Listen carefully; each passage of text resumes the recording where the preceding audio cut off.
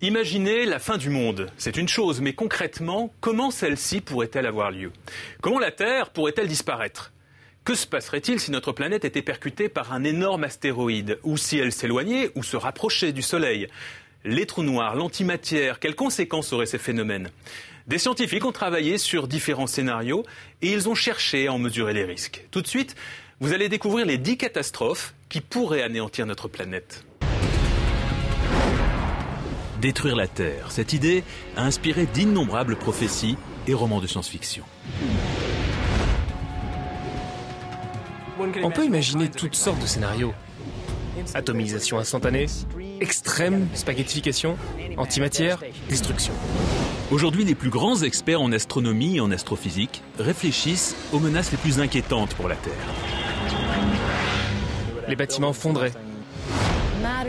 La matière deviendrait visqueuse. Tout ce qui tient par la gravitation serait désintégré.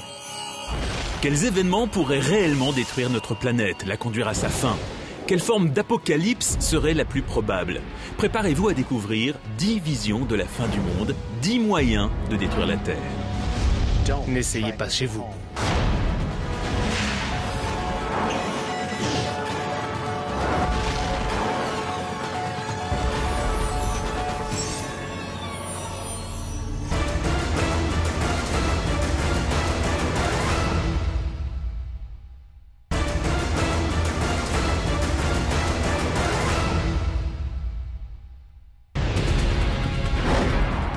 Détruire la Terre, cette idée a inspiré d'innombrables prophéties et romans de science-fiction. On peut imaginer toutes sortes de scénarios. Atomisation instantanée, extrême spaghettification, antimatière, destruction. Aujourd'hui, les plus grands experts en astronomie et en astrophysique réfléchissent aux menaces les plus inquiétantes pour la Terre. Les bâtiments fonderaient. La matière deviendrait visqueuse. Tout ce qui tient par la gravitation serait désintégré.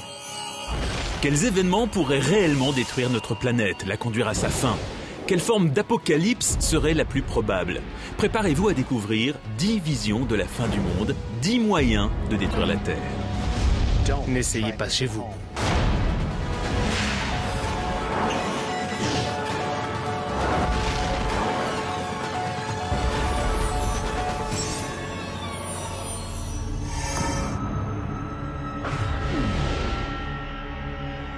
Survivre.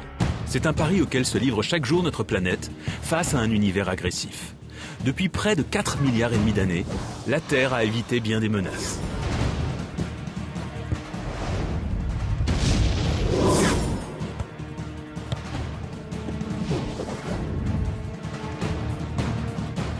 Il y a des tas d'objets qui peuvent nous tuer dans l'espace, mais aucun n'y est encore arrivé. Certains, comme les dangereux sursauts gamma, issus de galaxies lointaines, passent complètement à côté de nous.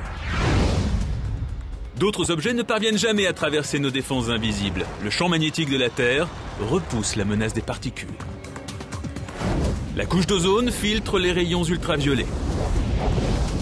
Mais si le cosmos n'arrive pas à détruire la Terre, certains spécialistes ont leur idée sur la question.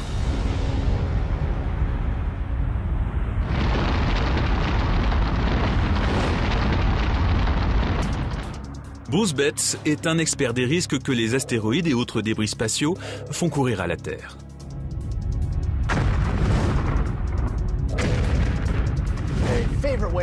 Le moyen que je préfère pour détruire la Terre quand je délire, je choisirais sans doute un truc simple. Je percuterais violemment la Terre avec un objet d'une bonne taille. Notre compte à rebours avant la catastrophe commence avec le numéro 10, une collision avec un objet venu de l'espace. Un bon télescopage. Des tas de gros objets se rassemblent pour détruire la Terre. Mais Bruce Betts sait qu'il n'est pas si facile de fracasser la Terre. Certains impacts ont causé des dégâts, mais ils ne sont pas arrivés à détruire entièrement la Terre.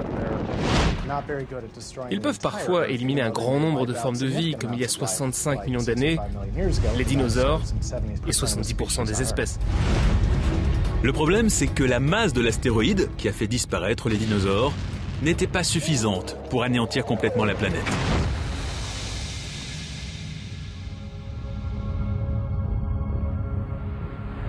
L'astéroïde était un peu plus grand que l'Everest, ce qui semble impressionnant jusqu'à ce qu'on s'en éloigne d'environ 320 km. Si nous avions un globe à l'échelle, vous ne pourriez pas sentir l'Himalaya du bout des doigts. Il a l'air immense à nos yeux, mais comparé à la taille actuelle de la Terre, c'est une fourmilière. Il faudrait un objet d'au moins la moitié de la taille de la Terre, qui fasse 1/10 de sa masse et qui se dirige vers nous à la vitesse de 50 km par seconde. Essayons avec Mars.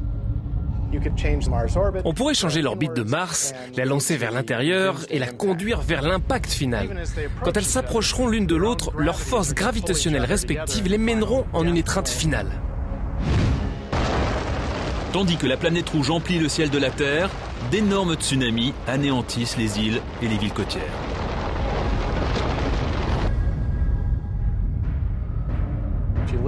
Si vous êtes du côté de la planète frappée par Mars, c'est l'atomisation immédiate.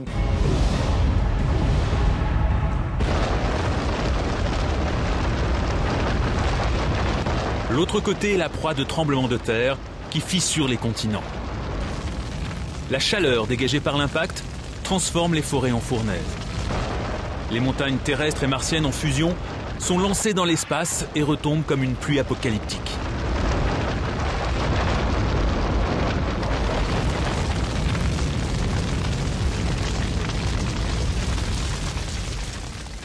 Une heure après l'impact, il n'y a plus la moindre trace de vie à la surface de la Terre.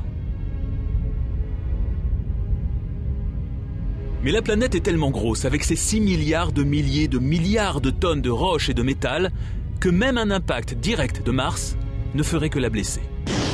Pour détruire vraiment la Terre, il faudrait qu'elle soit percutée par un objet bien plus important, comme une autre planète, Vénus par exemple. C'est un objet de même diamètre et dont la masse équivaut à plus de 80% celle de la Terre.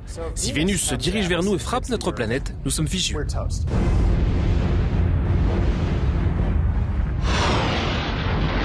Les deux mondes volent en éclats. D'énormes fragments sont projetés dans l'espace. Les débris planétaires retombent et s'agrègent pour former un amalgame Terre-Vénus plus important que l'une ou l'autre planète, mais aussi mort que la Lune.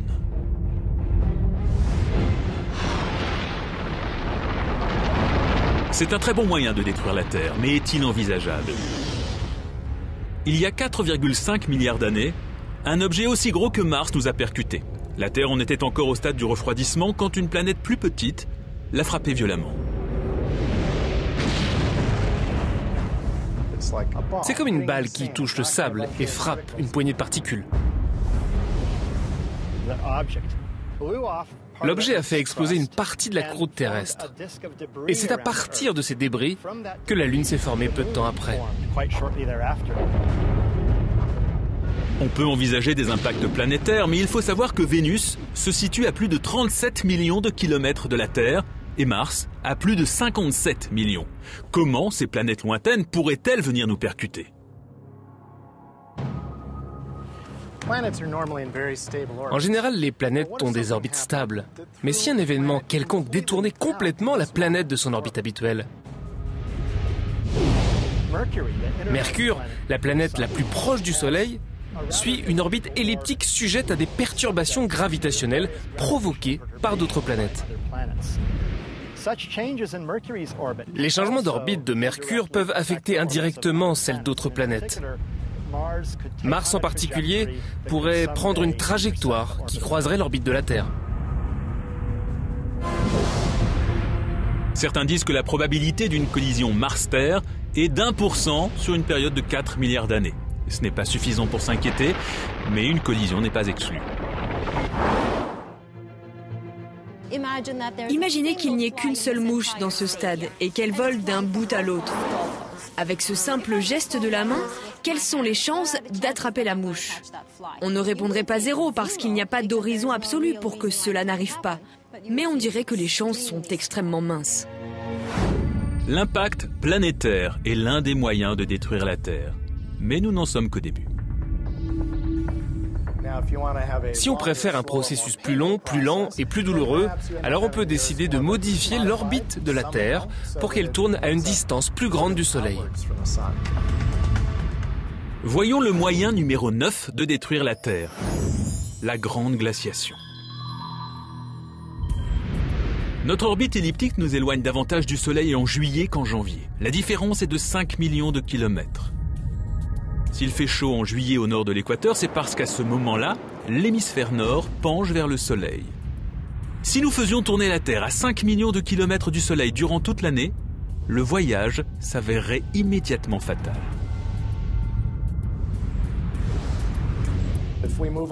Si on s'éloigne un peu, on peut faire avec. On met des vêtements plus chauds. Mais si on s'éloigne de trop, les choses commencent à se gâter.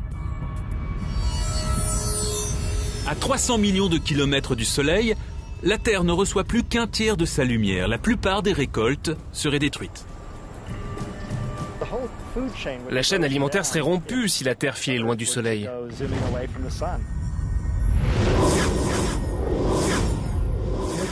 Et si on joue le jeu jusqu'au bout et qu'on atteigne l'orbite de Neptune, c'est notre atmosphère qui pourrait commencer à geler. On atteint alors des températures de 350 degrés sous zéro. Rien n'y survit. Les océans sont des cimetières de glace.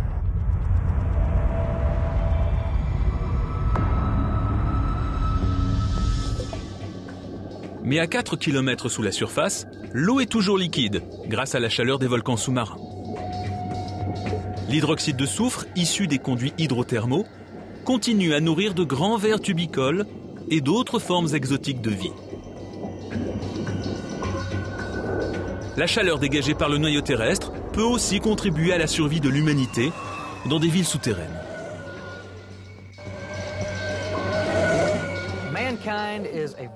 Les humains sont une espèce très résistante. Si la Terre s'emballait et poussait jusqu'à cette orbite où elle gèlerait, je pense qu'il y aurait des chances pour que nous puissions nous enfoncer dans notre sous-sol. On pourrait se servir de l'énergie géothermale pour transformer une partie du matériau glacé en liquide et une partie de l'eau en oxygène et en gaz dont nous aurions besoin.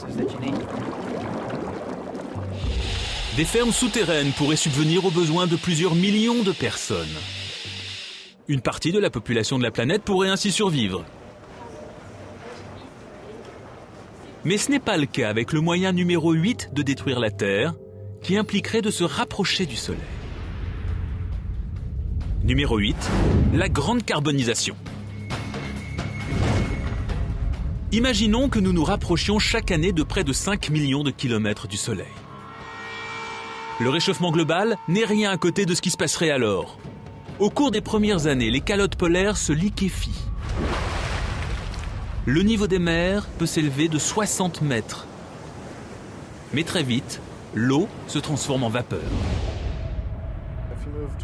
Si on se déplace jusqu'à Vénus, on est au tiers du trajet vers le Soleil. À ce moment-là, l'eau commence à disparaître sous sa forme liquide. Elle se transforme en vapeur. Et on finit avec une atmosphère de dioxyde de carbone, un effet de serre très important et une surface plus chaude que s'il n'y avait pas d'atmosphère. De l'Alaska à l'Australie, la température moyenne est de 483 degrés Celsius. Toute vie complexe est morte. Et la planète se précipite vers le cœur en fusion du Soleil, où elle finit sa course.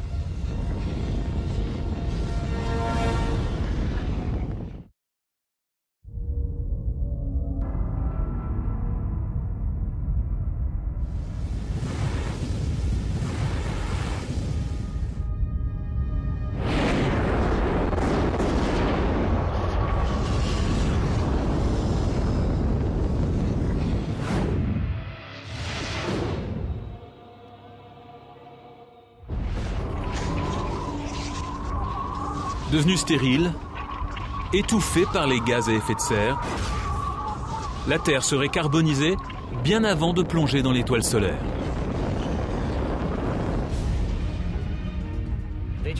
En fait, il ne resterait plus qu'une grosse boule calcinée carbonisée qui se rapprocherait de plus en plus du Soleil.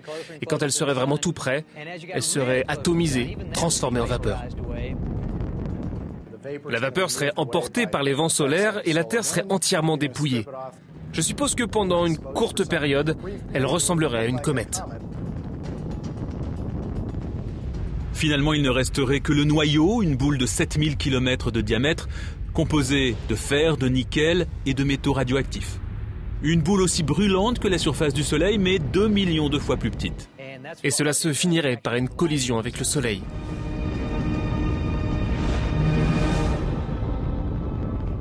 Mais le Soleil, lui, ne bougerait pas d'un cil.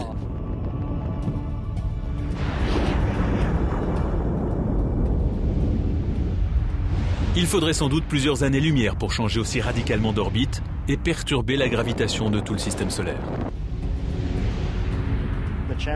Les chances qu'une étoile passe suffisamment près pour produire cet effet sont très faibles. Mais il n'est pas inconcevable que cela arrive dans les quelques milliards d'années à venir. Transformer l'orbite solaire de la Terre la conduirait à une mort très lente. Mais arrêter sa rotation l'amènerait à une fin très violente. C'est le numéro 7 de la liste des 10 moyens de détruire la Terre. Stopper la rotation. Si on stoppait la Terre, on n'arrêterait pas les objets qui s'y trouvent. Ils continueraient à avancer. Par exemple, on serait jeté contre les murs à une vitesse folle.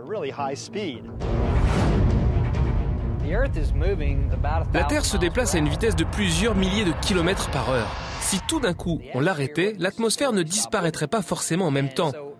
On aurait donc brusquement un vent qui soufflerait à 1600 km/h sur toute la planète. Simultanément, l'énergie accumulée par la friction rotationnelle serait libérée sous la forme d'une chaleur intense. On aurait des roches en fusion, des immeubles en fusion. Bientôt la Terre serait un monde mort, tournant autour du Soleil. Notre cycle alternant jour et nuit serait dicté par l'année, c'est-à-dire le temps que met la Terre pour tourner autour du Soleil. Un jour serait long de 6 mois et une nuit de 6 autres mois. Un côté de la planète absorberait la chaleur du Soleil pendant 6 mois de suite, tandis que le côté dans l'obscurité refroidirait. Il y aurait 2 saisons, une mauvaise et une pire encore. Cette différence entre le côté chaud et le côté froid finira par créer d'énormes vents filants d'un côté à l'autre, des courants de convection massifs.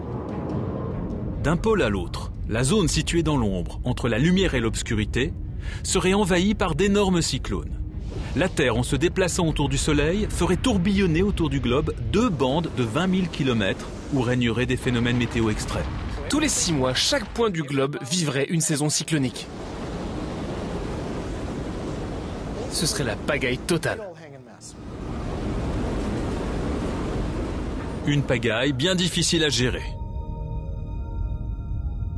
On peut imaginer que cela arriverait si quelque chose entrait en collision avec la Terre de façon à créer un équilibre avec la tendance de la Terre à tourner sur elle-même. Cette collision serait tellement violente que l'arrêt de la rotation terrestre ne serait pas notre préoccupation première. Aussi terrible que pourrait être l'arrêt de la rotation de la Terre, au moins notre planète resterait dans le système solaire. Mais certaines forces dans l'espace sont assez dangereuses pour effacer toute trace physique de la Terre. Il y a par exemple les vestiges d'étoiles effondrées d'une densité extrême qu'on appelle les trous noirs. La zone très dangereuse d'un trou noir est appelée son horizon. C'est un point d'attraction gravitationnelle dont on ne revient pas. Si un objet quelconque le dépasse, il n'y a plus aucun moyen de revenir en arrière. Il avale l'espace-temps autour de lui, ainsi la matière qui est simplement présente dans l'espace-temps est avalée par le trou noir. Un trou noir de masse stellaire moyenne pèse entre 5 et 10 fois le poids du Soleil. Placer un tel objet à côté de la Terre détruirait certainement la planète. Mais il y a encore plus intéressant. Et si la Terre se retrouvait entre 2 trous noirs? Avec 2 trous noirs, ce serait 2 fois plus drôle. Et voici le numéro 6 des 10 moyens de détruire la Terre, écartelé entre 2 trous noirs. Un des trous noirs attirerait le côté le plus proche de la Terre et l'attirerait vers lui. Il attirerait aussi le centre davantage que le côté opposé et l'étirerait aussi. Et le trou noir, à l'opposé, ferait la même chose. Les trous noirs déchirent la croûte terrestre en soulevant les plaques tectoniques et en déformant la lithosphère.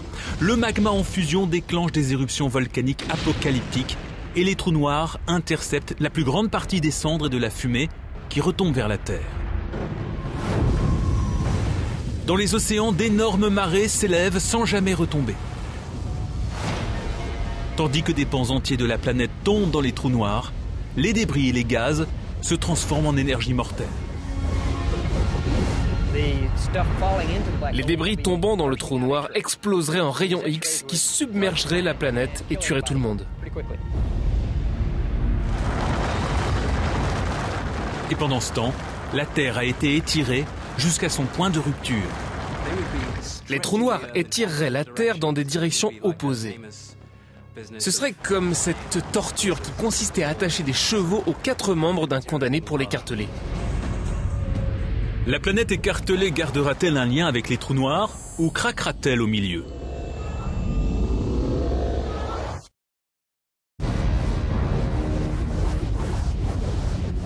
Sur notre liste des 10 moyens de détruire la Terre, le numéro 6 place la planète entre 2 trous noirs.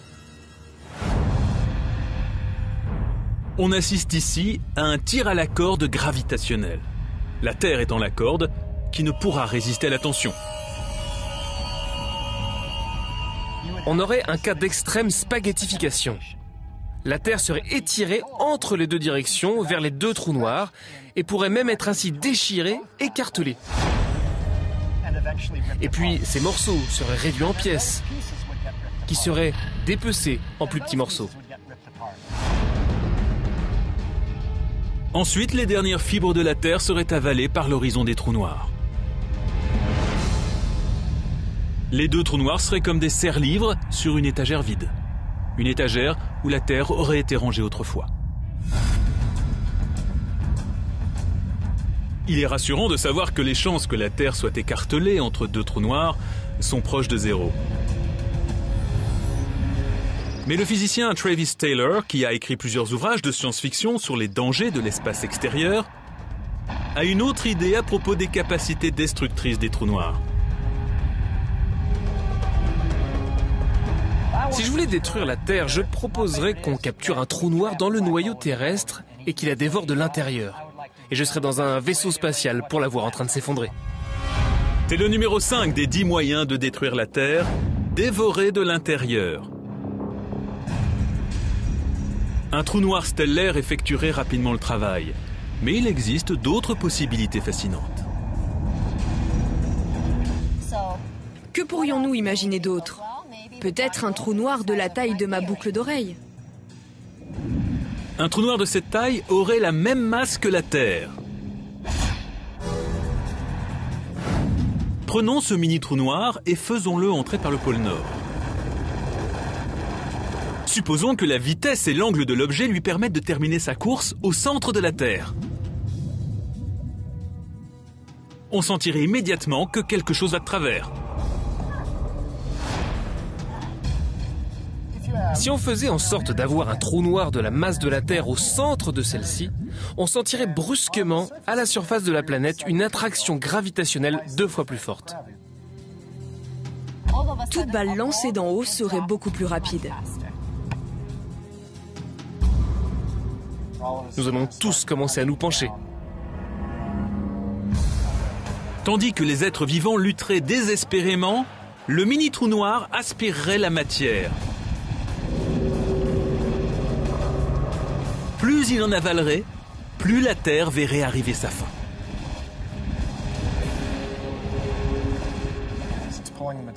Si le trou noir attire les matériaux vers l'intérieur, tout ce qui est en surface s'effondre. C'est ainsi qu'on assiste à d'énormes tremblements de terre et que des failles déchirent la croûte terrestre. De nouveaux volcans apparaîtraient, des points où le magma se libérerait grâce au trou noir. On peut imaginer toutes sortes de scénarios passionnants. Et après des mois de phénomènes de plus en plus violents, la phase finale prendrait moins d'1 heure. La Terre commencera à s'effondrer sur elle-même, et ce qui restera sera avalé par le trou noir. L'Himalaya serait peut-être le dernier vestige de la Terre, avant de sombrer lui aussi à l'horizon du trou noir et de disparaître à jamais. Si quelqu'un était en train de regarder cela d'un vaisseau spatial, ce qu'il verrait ressemblerait sans doute à une coquille d'œuf s'écrasant de l'intérieur. Si on attachait une ficelle à chaque point de l'intérieur d'une coquille d'œuf et qu'on tire d'un seul coup, on la verrait immédiatement s'effondrer sur elle-même. Il ne resterait que le trou noir et la masse de la Terre serait à l'intérieur. Aucun astronome n'a jamais découvert de trou noir de la masse de la Terre.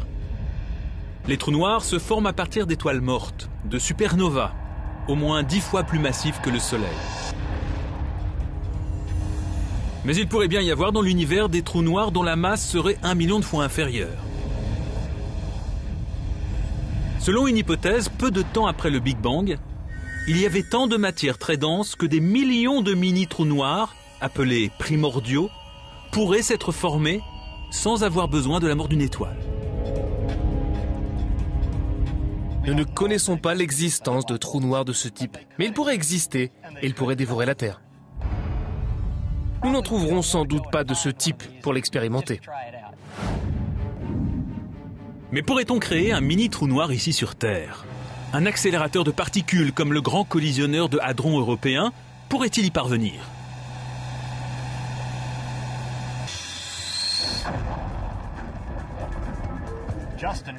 De nombreux physiciens aimeraient savoir si le grand collisionneur d'hadrons pourrait produire de mini-trous noirs. En principe, c'est possible s'il arrive à comprimer un maximum de matériaux dans un volume suffisamment petit. Cela donnerait un trou noir. Ce type de trou noir s'évaporera très très vite. Dans l'espace, le pouvoir destructeur des trous noirs vient de leur irrésistible force de gravitation. Mais un manque de gravitation qui affecterait la Terre représenterait une menace pour la planète. C'est ce qui intrigue l'astronome Alex Filippenko. Ses études sur l'énergie sombre et l'accélération de l'univers lui ont inspiré sa propre vision de l'apocalypse. Mon moyen préféré de détruire la Terre est peut-être l'interruption de ce que nous appelons la gravitation. Et voici le numéro 4 des 10 moyens de détruire la Terre: interrompre la gravitation. Tout ce que nous faisons dépend de l'équilibre que nous entretenons avec la gravitation. Mais si celle-ci décidait de mettre fin à cette relation? Sans elle, tout objet ascendant ne redescendrait jamais sur Terre. Les avions n'atterriraient jamais. Les arbres seraient enracinés dans le sol jusqu'à ce que celui-ci se détache.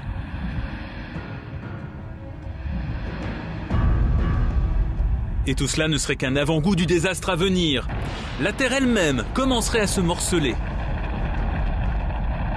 Cela semble impossible, mais la force de gravitation pourrait-elle s'interrompre?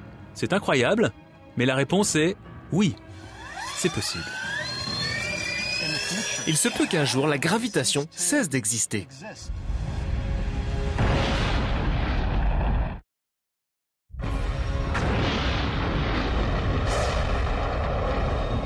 Des 10 moyens de détruire la Terre concoctés par les astronomes et les astrophysiciens, l'un des plus incroyables est le numéro 4, interrompre la gravitation. Aujourd'hui, la gravitation est l'une des 4 interactions élémentaires responsables de tous les phénomènes physiques, avec l'interaction électromagnétique, l'interaction nucléaire forte qui tient ensemble les noyaux atomiques, et l'interaction nucléaire faible, source de la radioactivité. Mais au moment du Big Bang, elle n'était que 2. Quand l'univers n'était âgé que d'une fraction de seconde, l'interaction nucléaire forte était unie à ce qu'on appelle l'interaction électrofaible, c'est-à-dire un alliage d'électromagnétisme et d'interaction nucléaire faible. Cette superforce aurait pu créer une super-énergie qui aurait provoqué une expansion quasi instantanée de l'univers, appelée inflation. Il est devenu monstrueusement grand en un temps très très bref. Mais une minuscule fraction de seconde après le Big Bang, l'inflation s'est arrêtée et les interactions se sont séparées.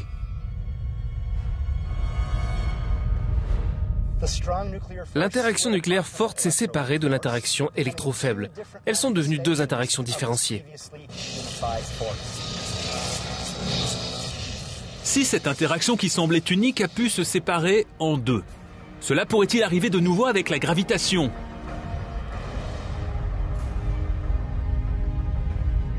On peut simuler cette éventualité à l'aide d'une simple pièce de monnaie.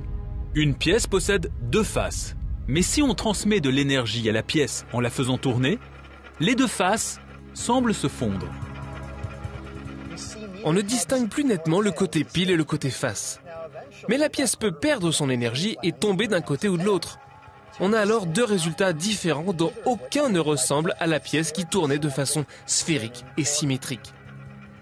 De la même manière, la gravitation à l'heure actuelle symétrique pourrait un jour se séparer en deux aspects différents. Chacune de ces deux nouvelles forces aurait un comportement différent de celui de la gravitation que nous connaissons.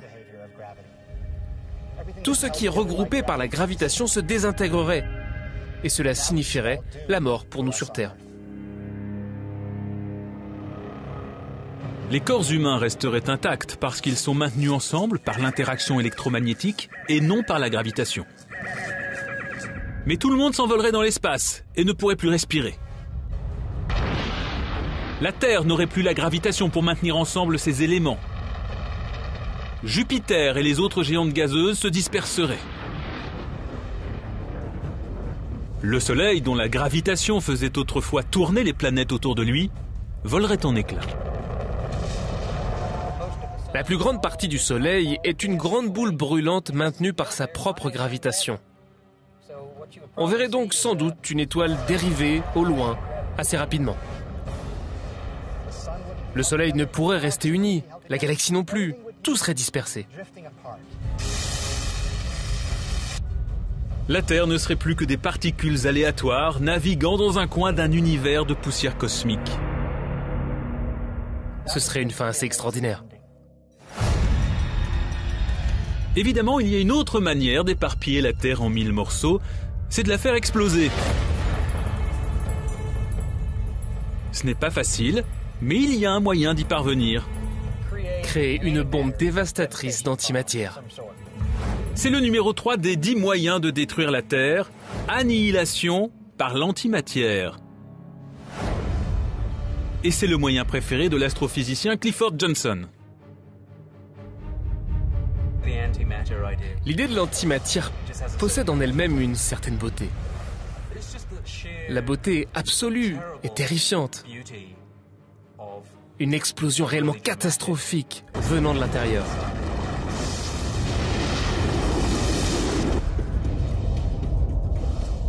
L'antimatière est l'opposé de la matière. Elles se détruisent mutuellement dans un souffle prodigieux.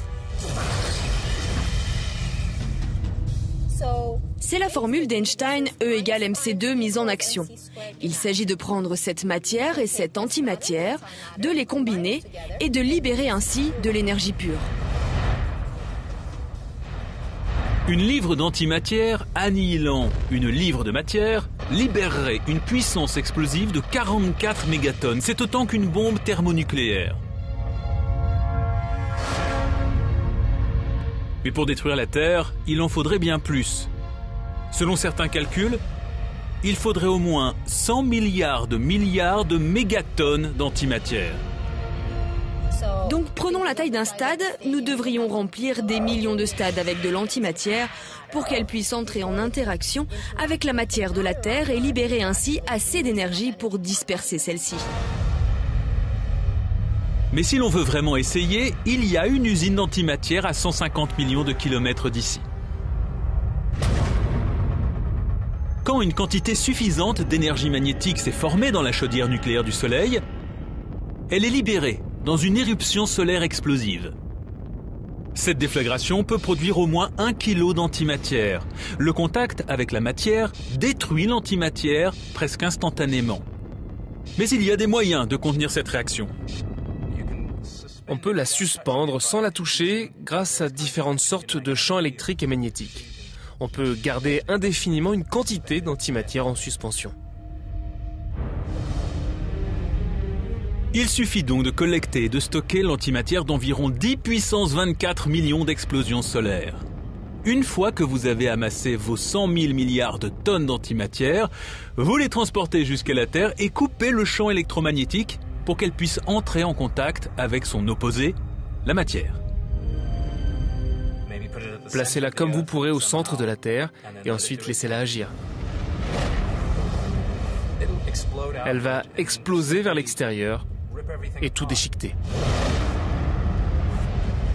L'explosion d'antimatière serait instantanée, mais la rassembler pourrait prendre des dizaines de milliards d'années. Il n'y a que quelques explosions solaires par an. Il faudrait des années pour capturer et stocker assez d'antimatière et créer une bombe de taille appréciable. Les physiciens savent que l'antimatière n'est pas le seul type de particule à pouvoir liquider la planète. Le numéro 2 des 10 moyens de détruire la Terre opère à travers une transformation. Transformée par la matière étrange. C'est un problème important qui commence à un niveau inférieur à celui des protons et des neutrons. Dans le monde fou des quarks. Ces particules appelées quarks bas, quarks hauts ou quarks étranges. En anglais, quark signifie au départ fromage blanc. Mais ici, il s'agit, pourrait-on dire, d'une sous-particule d'un élément qui constitue d'autres éléments. Certains physiciens ont émis une théorie selon laquelle un nombre égal de quarks bas, hauts et étranges constituerait un strangelet, une particule de ce qu'on appelle matière étrange.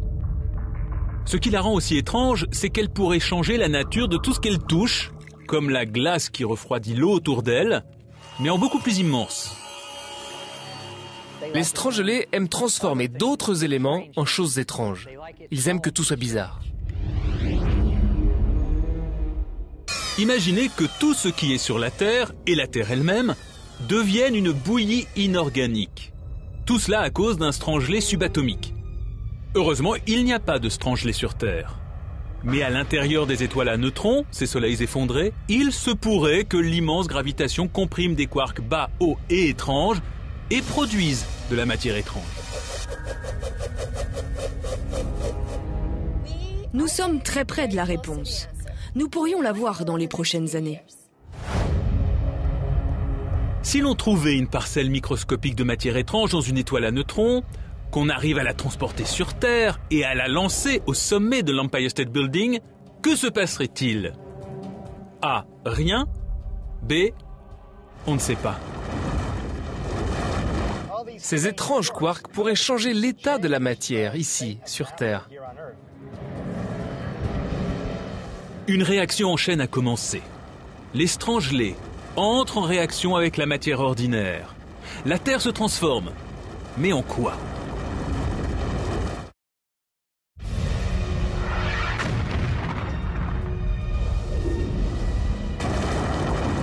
Sur la liste des 10 moyens de détruire la Terre, le numéro 2 est peut-être le plus singulier de tous. Transformé par la matière étrange. Si on voulait transformer toute la matière en un grand bouquet de quarks étranges, il suffirait d'en placer quelques-uns, ici et là. Et la Terre commencerait à devenir elle-même étrange. Bien plus étrange qu'elle ne l'est à l'heure actuelle. De la matière étrange, une parcelle de matériaux appelée strangelets a été libérée sur la Terre. Et il se produit un événement stupéfiant. La première chose qu'il touche se transforme en matière étrange. Puis la chose suivante. Très vite, vous auriez une version étrange de vous-même. Quand on regarde jusqu'au niveau subatomique, jusqu'au noyau, on trouve une structure bien définie. On peut séparer les protons, les neutrons, mais si on perdait cette structure, la matière perdrait la forme que nous lui connaissons. Les orbites uniques et les innombrables particules qui constituent les éléments individuels forment maintenant une masse indifférenciée. Tout devient la même matière étrange depuis les noyaux atomiques jusqu'aux monuments et aux montagnes. Et tout ce qui est vivant meurt.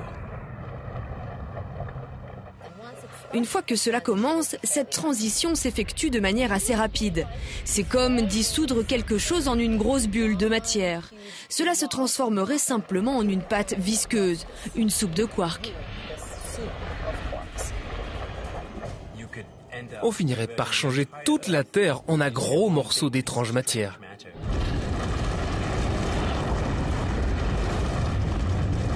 Les trous noirs primordiaux, la fin de la gravitation, l'antimatière et la matière étrange. La physique théorique a-t-elle un moyen encore plus surprenant de détruire la Terre? Oui. En fait, l'astrophysicienne Ferial Ozel imagine un anéantissement qui va bien au-delà de celui de la planète.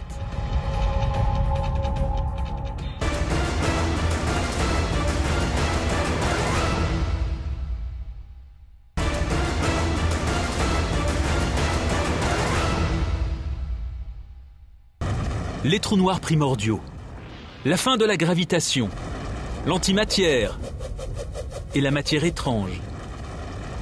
La physique théorique a-t-elle un moyen encore plus surprenant de détruire la Terre? Oui. En fait, l'astrophysicienne Ferial Ozel imagine un anéantissement qui va bien au-delà de celui de la planète. Je pense que mon moyen préféré de faire exploser la Terre passerait par une sorte d'immense phase de transition dans l'univers. Elle nous mènerait tout simplement à un autre état. C'est le numéro 1 des 10 moyens de détruire la Terre. Des mondes parallèles entrent en collision. Tout commence avec un sujet de science-fiction que de nombreux physiciens prennent aujourd'hui au sérieux, l'existence d'autres univers. Il est possible qu'il y ait d'autres terres dans d'autres univers. Pensons à notre univers comme à une feuille en 2 dimensions, qui est ici. Se déplacer autour de cette feuille, c'est comme se déplacer autour des 3 dimensions de l'espace. Ensuite, on peut se déplacer dans cette autre direction, en dehors de la feuille. Et là-bas, il y a une autre feuille, qui serait un univers différent. Notre univers serait exactement comme celui-là, ou peut-être légèrement différent, mais il est très important de se rendre compte que les 2 éléments ne devraient pas entrer en collision. Imaginons que notre univers est un morceau de papier comme celui-ci, et que ce morceau de papier soit un univers voisin. Maintenant, si les 2 morceaux de papier devaient se percuter, on pourrait entendre cette énergie. Maintenant, imaginez 2 feuilles de papier de la taille de l'univers entrer en collision. Quelle quantité d'énergie serait impliquée dans une collision comme celle-là? Si, d'une manière ou d'une autre, nous établissions le contact avec un univers parallèle, cela pourrait être notre dernier geste. Cela ne détruirait pas simplement des planètes, cela détruirait des systèmes solaires, des galaxies, des amas de galaxies. Ce serait la fin de l'univers que nous connaissons. Mais est-il possible que la fin de tout soit le commencement d'autre chose? Si un Big Bang a donné naissance à notre univers, un autre Big Bang peut en faire autant et tout recommencer.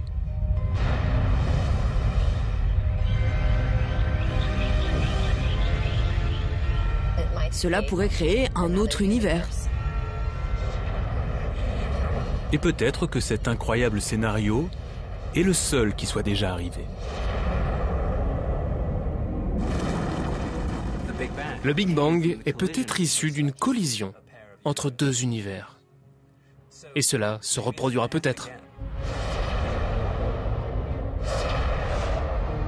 Si c'est le cas, alors au bout de 10 milliards d'années, Il pourrait y avoir une autre Terre dans un autre univers.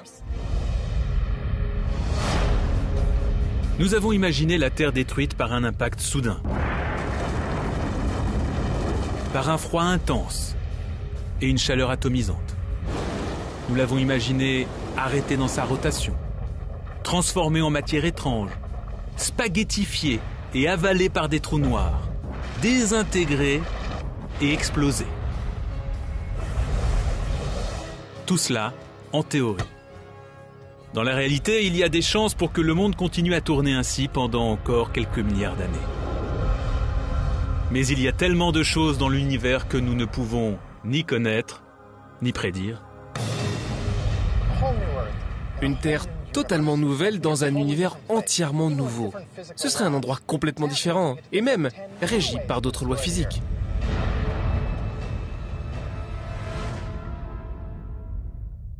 L'homme a toujours aimé jouer à se faire peur et toute la mythologie qui entoure 2012 en est encore un exemple. D'ailleurs, en 2009, la NASA a pris soin de répondre point par point à toutes les hypothèses apocalyptiques qui annoncent la fin du monde pour 2012. D'après l'agence spatiale américaine, il n'y a aucun doute, notre planète n'est absolument pas menacée. Enfin, pas pour l'instant. Merci d'avoir été avec nous, très bonne soirée et à bientôt.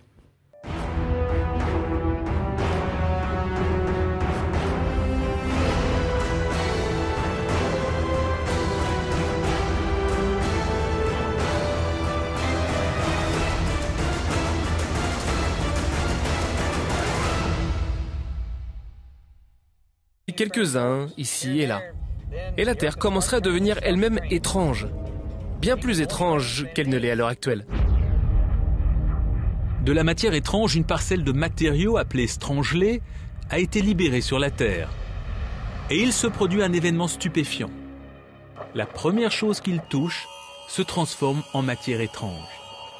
Puis la chose suivante. Très vite, vous auriez une version étrange de vous-même.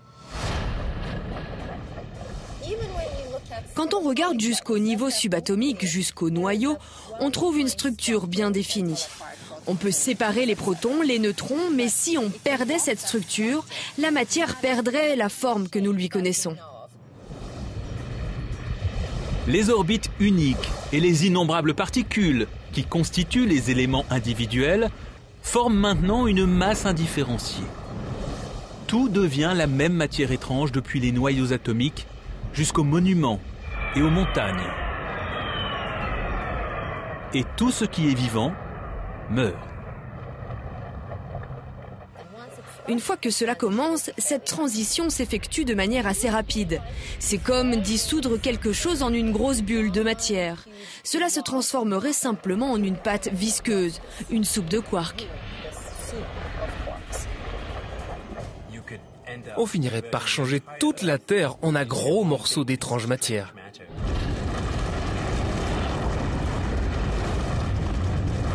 Les trous noirs primordiaux, la fin de la gravitation, l'antimatière et la matière étrange. La physique théorique a-t-elle un moyen encore plus surprenant de détruire la Terre? Oui. En fait, l'astrophysicienne Ferial Ozel imagine un anéantissement qui va bien au-delà de celui de la planète.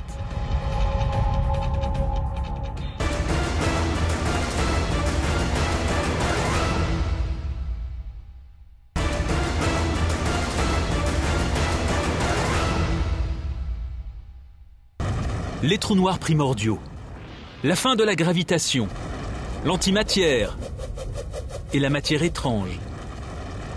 La physique théorique a-t-elle un moyen encore plus surprenant de détruire la Terre?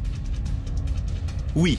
En fait, l'astrophysicienne Ferial Ozel imagine un anéantissement qui va bien au-delà de celui de la planète. Je pense que mon moyen préféré de faire exploser la Terre passerait par une sorte d'immense phase de transition dans l'univers. Elle nous mènerait tout simplement à un autre état. C'est le numéro 1 des 10 moyens de détruire la Terre. Des mondes parallèles entrent en collision. Imaginons que notre univers est un morceau de papier comme celui-ci, et que ce morceau de papier soit un univers voisin. Maintenant, si les deux morceaux de papier devaient se percuter, on pourrait entendre cette énergie. Maintenant, imaginez deux feuilles de papier de la taille de l'univers entrer en collision. Quelle quantité d'énergie serait impliquée dans une collision comme celle-là? Si, d'une manière ou d'une autre, nous établissions le contact avec un univers parallèle, cela pourrait être notre dernier geste. Cela ne détruirait pas simplement des planètes, cela détruirait des systèmes solaires, des galaxies, des amas de galaxies. Ce serait la fin de l'univers que nous connaissons. Mais est-il possible que la fin de tout soit le commencement d'autre chose? Si un Big Bang a donné naissance à notre univers, un autre Big Bang peut en faire autant et tout recommencer.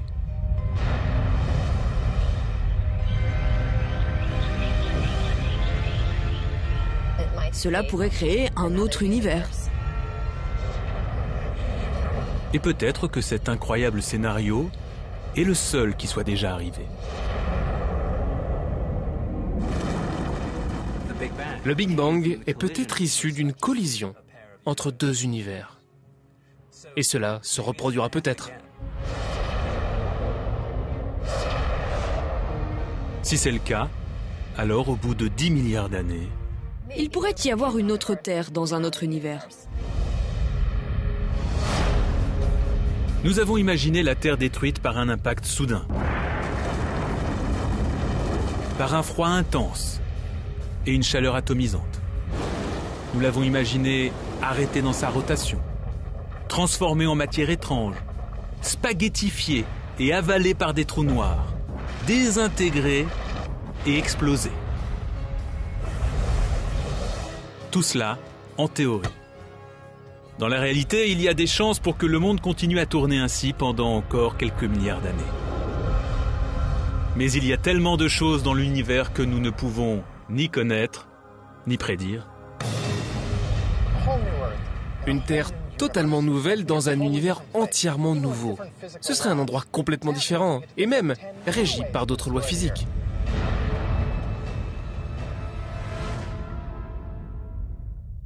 L'homme a toujours aimé jouer à se faire peur, et toute la mythologie qui entoure 2012 en est encore un exemple. D'ailleurs, en 2009, la NASA a pris soin de répondre point par point à toutes les hypothèses apocalyptiques qui annoncent la fin du monde pour 2012. D'après l'Agence spatiale américaine, il n'y a aucun doute, notre planète n'est absolument pas menacée. Enfin, pas pour l'instant. Ce serait 2 fois plus drôle. Et voici le numéro 6 des 10 moyens de détruire la Terre, écartelé entre deux trous noirs. Un des trous noirs attirerait le côté le plus proche de la Terre et l'attirerait vers lui. Il attirerait aussi le centre davantage que le côté opposé et l'étirerait aussi. Et le trou noir, à l'opposé, ferait la même chose. Les trous noirs déchirent la croûte terrestre en soulevant les plaques tectoniques et en déformant la lithosphère. Le magma en fusion déclenche des éruptions volcaniques apocalyptiques et les trous noirs interceptent la plus grande partie des cendres et de la fumée qui retombent vers la Terre. Dans les océans, d'énormes marées s'élèvent sans jamais retomber. Tandis que des pans entiers de la planète tombent dans les trous noirs, les débris et les gaz se transforment en énergie mortelle. Les débris tombant dans le trou noir exploseraient en rayons X qui submergeraient la planète et tueraient tout le monde. Et pendant ce temps, la Terre a été étirée jusqu'à son point de rupture. Les trous noirs étireraient la Terre dans des directions opposées. Ce serait comme cette torture qui consistait à attacher des chevaux aux 4 membres d'un condamné pour l'écarteler. La planète écartelée gardera-t-elle un lien avec les trous noirs ou craquera-t-elle au milieu ?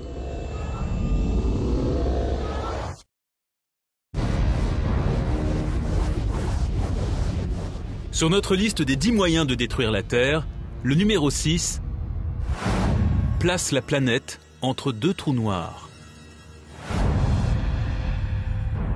On assiste ici à un tir à la corde gravitationnel. La Terre étant la corde qui ne pourra résister à la tension. On aurait un cas d'extrême spaghettification. La Terre serait étirée entre les 2 directions vers les 2 trous noirs et pourrait même être ainsi déchirée, écartelée. Et puis ces morceaux seraient réduits en pièces, qui seraient dépecés en plus petits morceaux.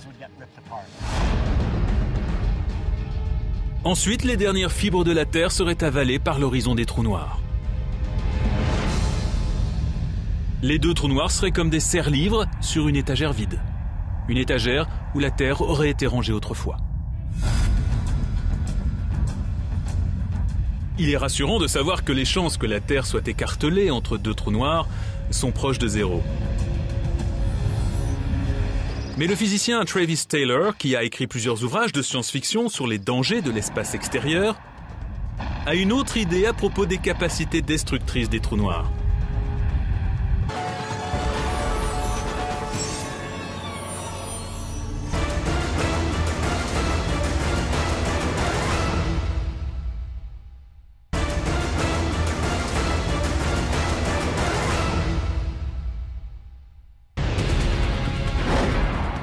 Détruire la Terre, cette idée a inspiré d'innombrables prophéties et romans de science-fiction. On peut imaginer toutes sortes de scénarios. Atomisation instantanée, extrême spaghettification, antimatière, destruction. Aujourd'hui, les plus grands experts en astronomie et en astrophysique réfléchissent aux menaces les plus inquiétantes pour la Terre. Les bâtiments fondraient. La matière deviendrait visqueuse. Tout ce qui tient par la gravitation serait désintégré. Quels événements pourraient réellement détruire notre planète, la conduire à sa fin? Quelle forme d'apocalypse serait la plus probable? Préparez-vous à découvrir 10 visions de la fin du monde, 10 moyens de détruire la Terre. N'essayez pas chez vous.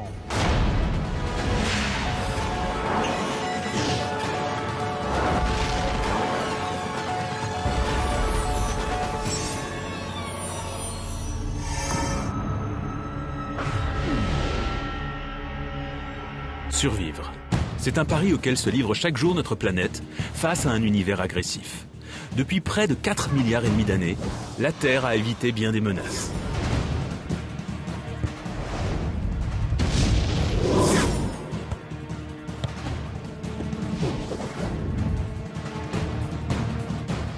Il y a des tas d'objets qui peuvent nous tuer dans l'espace, mais aucun n'y est encore arrivé. Certains, comme les dangereux sursauts gamma, issus de galaxies lointaines, passent complètement à côté de nous. D'autres objets ne parviennent jamais à traverser nos défenses invisibles. Le champ magnétique de la Terre repousse la menace des particules. La couche d'ozone filtre les rayons ultraviolets.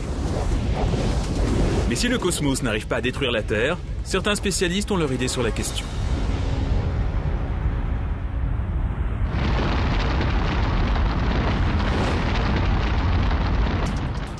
Bruce Betts est un expert des risques que les astéroïdes et autres débris spatiaux font courir à la Terre.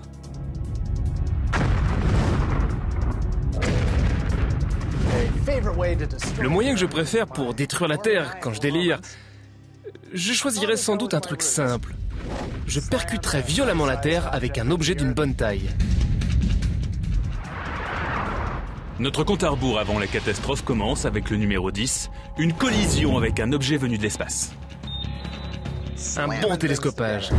Des tas de gros objets se rassemblent pour détruire la Terre. Monuments et aux montagnes. Et tout ce qui est vivant meurt. Une fois que cela commence, cette transition s'effectue de manière assez rapide.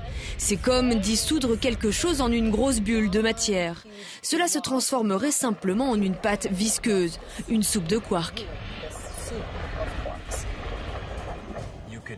On finirait par changer toute la Terre en un gros morceau d'étrange matière.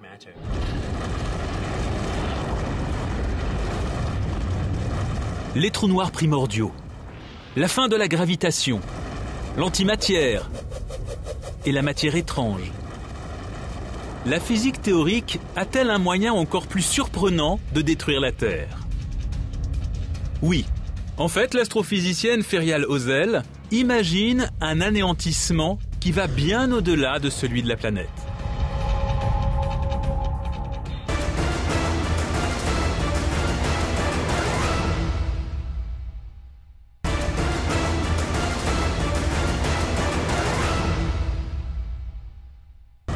Les trous noirs primordiaux, la fin de la gravitation, l'antimatière et la matière étrange. La physique théorique a-t-elle un moyen encore plus surprenant de détruire la Terre? Oui. En fait, l'astrophysicienne Ferial Ozel imagine un anéantissement qui va bien au-delà de celui de la planète. Je pense que mon moyen préféré de faire exploser la Terre passerait par une sorte d'immense phase de transition dans l'univers. Elle nous mènerait tout simplement à un autre état. C'est le numéro 1 des 10 moyens de détruire la Terre. Des mondes parallèles entrent en collision. Tout commence avec un sujet de science-fiction que de nombreux physiciens prennent aujourd'hui au sérieux, l'existence d'autres univers. Il est possible qu'il y ait d'autres terres dans d'autres univers. Pensons à notre univers comme à une feuille en 2 dimensions, qui est ici. Se déplacer autour de cette feuille, c'est comme se déplacer autour des 3 dimensions de l'espace. Ensuite, on peut se déplacer dans cette autre direction, en dehors de la feuille. Et là-bas, il y a une autre feuille, qui serait un univers différent.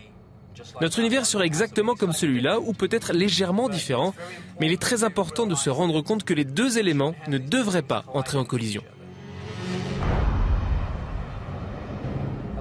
Imaginons que notre univers est un morceau de papier comme celui-ci, et que ce morceau de papier soit un univers voisin. Maintenant, si les 2 morceaux de papier devaient se percuter, on pourrait entendre cette énergie. De nombreux physiciens aimeraient savoir si le grand collisionneur d'hadrons pourrait produire de mini-trous noirs. En principe, c'est possible s'il arrive à comprimer un maximum de matériaux dans un volume suffisamment petit. Cela donnerait un trou noir. Ce type de trou noir s'évaporera très très vite. Dans l'espace, le pouvoir destructeur des trous noirs vient de leur irrésistible force de gravitation. Mais un manque de gravitation, qui affecterait la Terre, représenterait une menace pour la planète. C'est ce qui intrigue l'astronome Alex Filippenko. Ses études sur l'énergie sombre et l'accélération de l'univers lui ont inspiré sa propre vision de l'apocalypse. Mon moyen préféré de détruire la Terre est peut-être l'interruption de ce que nous appelons la gravitation. Et voici le numéro 4 des 10 moyens de détruire la Terre, interrompre la gravitation. Tout ce que nous faisons dépend de l'équilibre que nous entretenons avec la gravitation. Mais si celle-ci décidait de mettre fin à cette relation? Sans elle, tout objet ascendant ne redescendrait jamais sur Terre. Les avions n'atterriraient jamais. Les arbres seraient enracinés dans le sol jusqu'à ce que celui-ci se détache.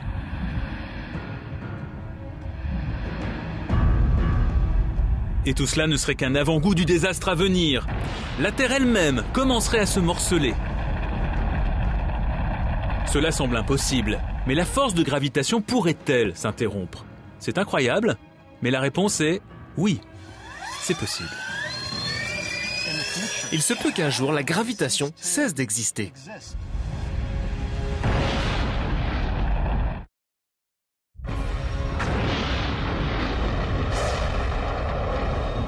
Des 10 moyens de détruire la Terre concoctés par les astronomes et les astrophysiciens,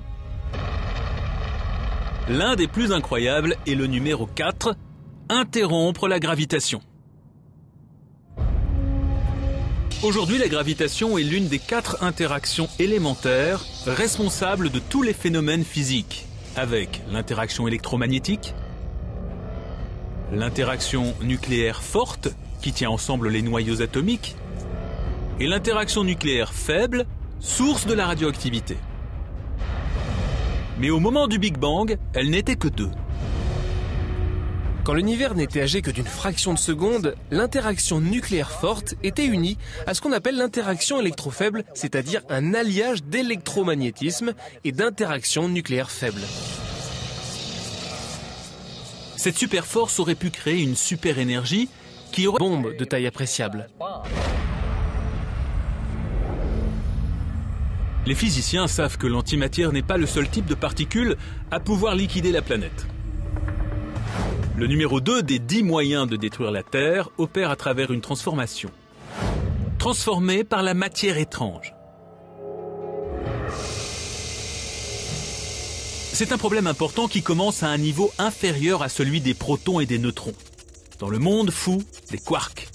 Ces particules appelées quarks bas, quarks hauts ou quarks étranges. En anglais, quark signifie au départ fromage blanc. Mais ici, il s'agit, pourrait-on dire, d'une sous-particule d'un élément qui constitue d'autres éléments. Certains physiciens ont émis une théorie selon laquelle un nombre égal de quarks bas, hauts et étranges constituerait un strangelet, une particule de ce qu'on appelle matière étrange. Ce qui la rend aussi étrange, c'est qu'elle pourrait changer la nature de tout ce qu'elle touche, comme la glace qui refroidit l'eau autour d'elle, mais en beaucoup plus immense. Les strangelets aiment transformer d'autres éléments en choses étranges. Ils aiment que tout soit bizarre. Imaginez que tout ce qui est sur la Terre, et la Terre elle-même, devienne une bouillie inorganique. Tout cela à cause d'un strangelet subatomique. Heureusement, il n'y a pas de strangelet sur Terre. Mais à l'intérieur des étoiles à neutrons, ces soleils effondrés, il se pourrait que l'immense gravitation comprime des quarks bas, hauts et étranges et produise de la matière étrange. Nous sommes très près de la réponse. Nous pourrions la voir dans les prochaines années. Si l'on trouvait une parcelle microscopique de matière étrange dans une étoile à neutrons, qu'on arrive à la transporter sur Terre et à la lancer au sommet de l'Empire State Building, que se passerait-il? A. Rien. B. On ne sait pas. Ces étranges quarks pourraient changer l'état de la matière ici, sur Terre. Une réaction en chaîne a commencé. Les strangelets entrent en réaction avec la matière ordinaire. La Terre se transforme. Mais en quoi?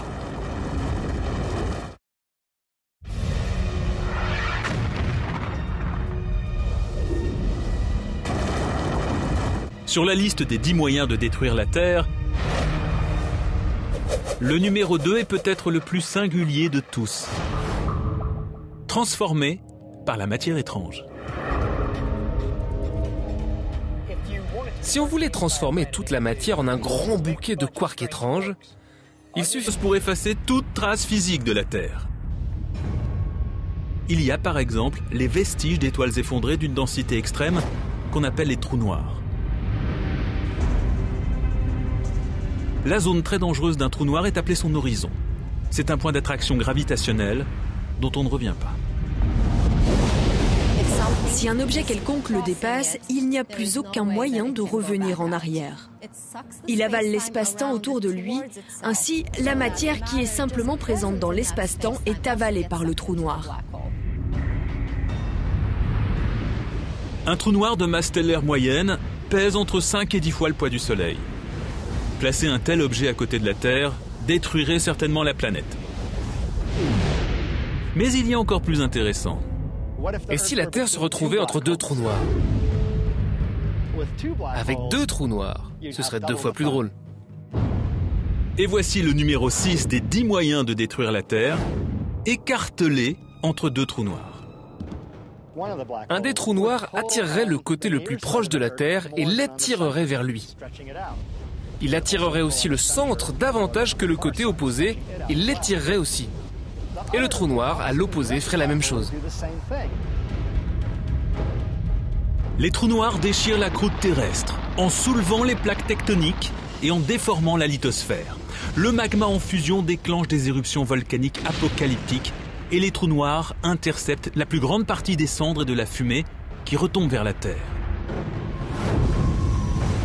Dans les océans, d'énormes marées s'élèvent sans jamais retomber. Tandis que des pans entiers de la planète tombent dans les trous noirs, les débris et les gaz se transforment en énergie mortelle. Les débris tombant dans le trou noir exploseraient en rayons X qui submergeraient la planète et tueraient tout le monde. Et pendant ce temps, la Terre a été étirée jusqu'à son point de rupture. Les trous noirs étireraient la Terre dans des directions opposées. Ce serait comme cette torture qui consistait à attacher des chevaux aux 4 membres d'un condamné pour l'écarteler. La planète écartelée gardera-t-elle un lien avec les trous noirs ou craquera-t-elle au milieu?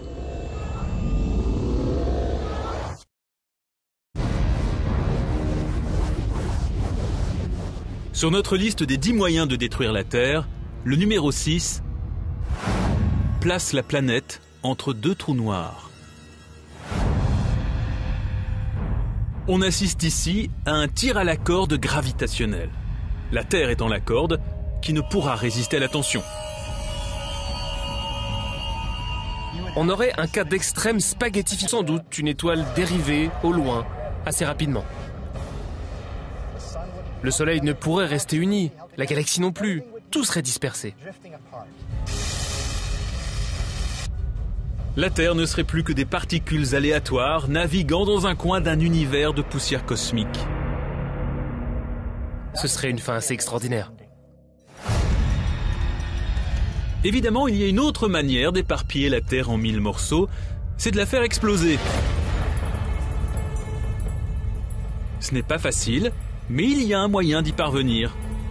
Créer une bombe dévastatrice d'antimatière. C'est le numéro 3 des 10 moyens de détruire la Terre, annihilation par l'antimatière. Et c'est le moyen préféré de l'astrophysicien Clifford Johnson. L'idée de l'antimatière possède en elle-même une certaine beauté. La beauté absolue et terrifiante. Une explosion réellement catastrophique venant de l'intérieur.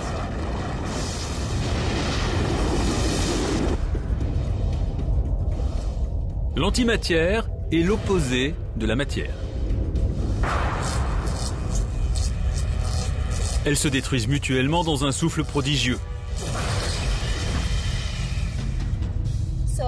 C'est la formule d'Einstein, E égale mc2 mise en action. Il s'agit de prendre cette matière et cette antimatière, de les combiner et de libérer ainsi de l'énergie pure.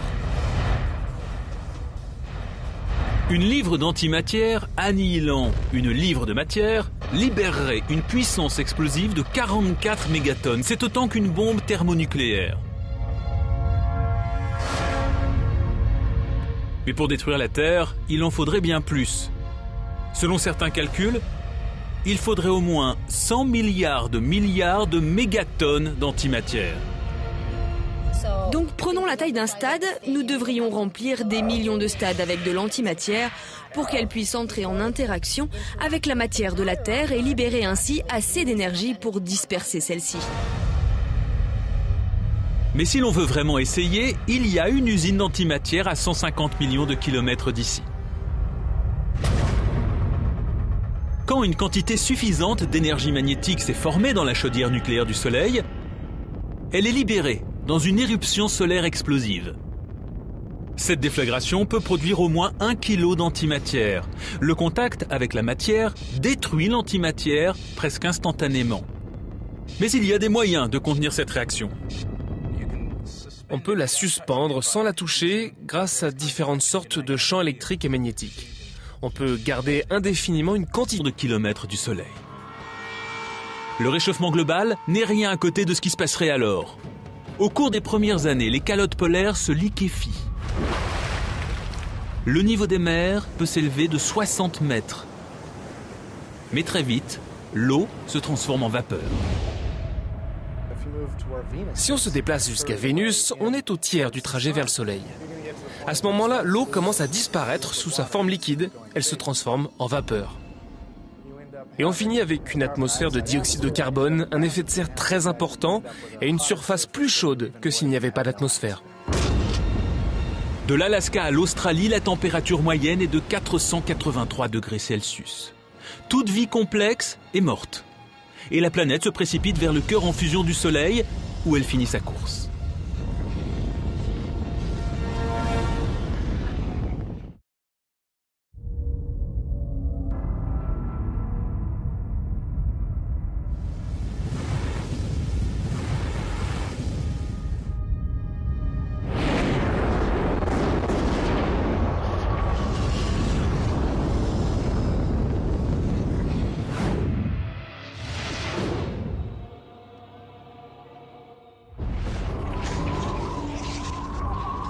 Devenue stérile, étouffée par les gaz à effet de serre, la Terre serait carbonisée bien avant de plonger dans l'étoile solaire.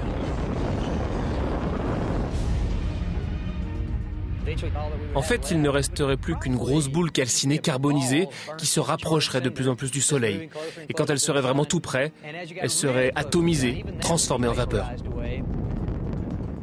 La vapeur serait emportée par les vents solaires et la Terre serait entièrement dépouillée. Je suppose que pendant une courte période, elle ressemblerait à une comète. Finalement, il ne resterait que le noyau, une boule de 7000 km de diamètre, composée de fer, de nickel et de métaux radioactifs. Une boule aussi brûlante que la surface du Soleil, mais 2 millions de fois plus petite.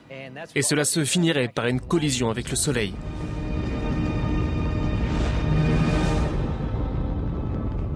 Mais le Soleil, lui, ne bougerait pas d'un cil.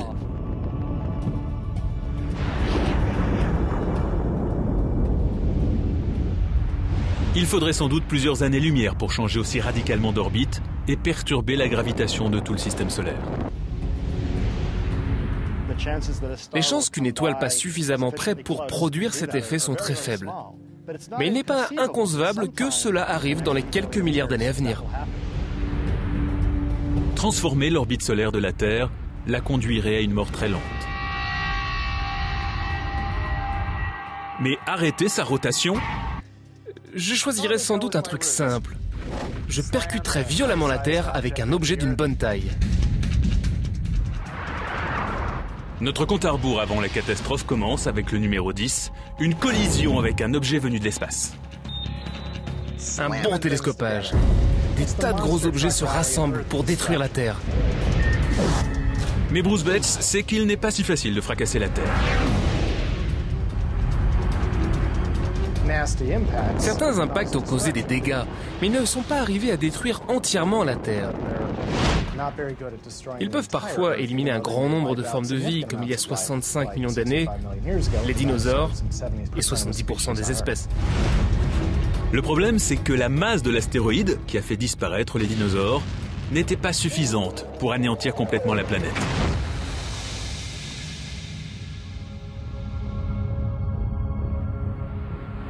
L'astéroïde était un peu plus grand que l'Everest, ce qui semble impressionnant, jusqu'à ce qu'on s'en éloigne d'environ 320 km. Si nous avions un globe à l'échelle, vous ne pourriez pas sentir l'Himalaya du bout des doigts. Il a l'air immense à nos yeux, mais comparé à la taille actuelle de la Terre, c'est une fourmilière. Il faudrait un objet d'au moins la moitié de la taille de la Terre, qui fasse 1/10 de sa masse et qui se dirige vers nous à la vitesse de 50 km par seconde. Essayons avec Mars. On pourrait changer l'orbite de Mars, la lancer vers l'intérieur et la conduire vers l'impact final. Quand elles s'approcheront l'une de l'autre, leurs forces gravitationnelles respectives les mèneront en une étreinte finale. Tandis que la planète rouge emplit le ciel de la Terre, d'énormes tsunamis anéantissent les îles et les villes côtières.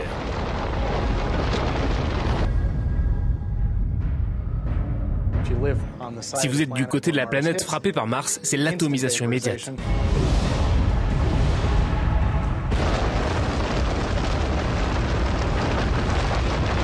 L'autre côté est la proie de tremblements de terre qui fissurent les continents. La chaleur dégagée par l'impact transforme les forêts en fournaises. Les montagnes terrestres et martiennes en fusion sont lancées dans l'espace et retombent comme une pluie apocalyptique.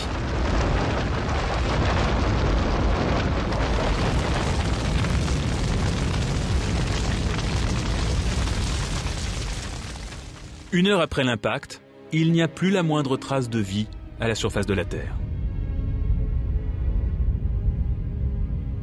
Mais la planète est tellement grosse, avec ses 6 milliards de milliers de milliards de tonnes de roches et de métal, que même un impact direct de Mars ne ferait que la blesser. Pour détruire vraiment la Terre, il faut